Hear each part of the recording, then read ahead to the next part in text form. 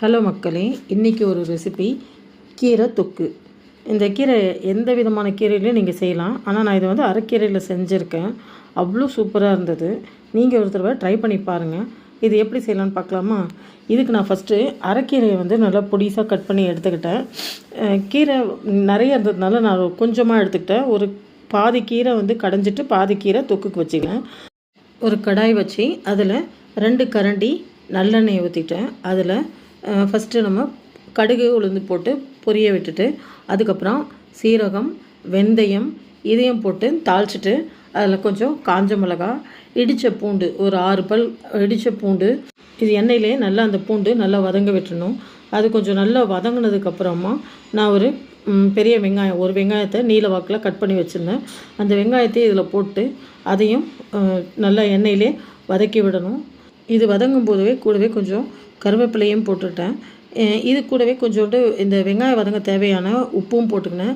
அது கூடவே மஞ்சள் தூளும் குழம்பு மிளகாத்தூள் நான் போட்டுவிட்டேன். உங்களுக்கு வேணால் தனி மிளகாத்தூளும் போடலாம். நான் குழம்பு மிளகாத்தூள் 1/2 ஸ்பூன், குழம்பு மிளகாத்தூள் காரத்துக்கு தேவையான அளவு போட்டால் போதும். எனக்கு 1/2 ஸ்பூன் போதும். அதனால் நான் 1/2 ஸ்பூன் குழம்பு மிளகாத்தூள் இதில் சேர்த்து நல்லா வதக்கிக்கிட்டேன். இதில் நம்ம புளி சேர்க்கறதில்ல, அதனால் தக்காளி கொஞ்சம் நிறையவே சேர்த்துருக்கேன். ஒரு பெரிய தக்காளியாக 2 எடுத்து அதை நல்லா சின்ன சின்னதாக கட் பண்ணி வச்சுருந்தேன். அதுவும் இந்த சமயத்தில் இந்த வெங்காய கலவையோடு சேர்த்து வதங்க விட்டுடணும். தக்காளி நல்லா வதங்கி வந்ததுக்கப்புறம் பாருங்கள், எண்ணெய் நல்லா ஓரளவுக்கு பிரிஞ்சு வந்ததுக்கப்புறமா இப்போ நம்ம கட் பண்ணி வச்சுருந்த அந்த கீரை இருக்கு இல்லையா, பொடிசாக கட் பண்ணி வச்சுருக்கோம், அதை எடுத்து இதில் சேர்த்து அதையும் வதக்கிக்கணும்.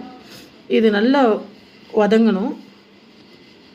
பாருங்கள், அந்த கீரையும் அந்த வெங்காயம் தக்காளியும் இதோடு சேர்ந்து ஒன்றாகிற அளவுக்கு கிளறி விடணும்.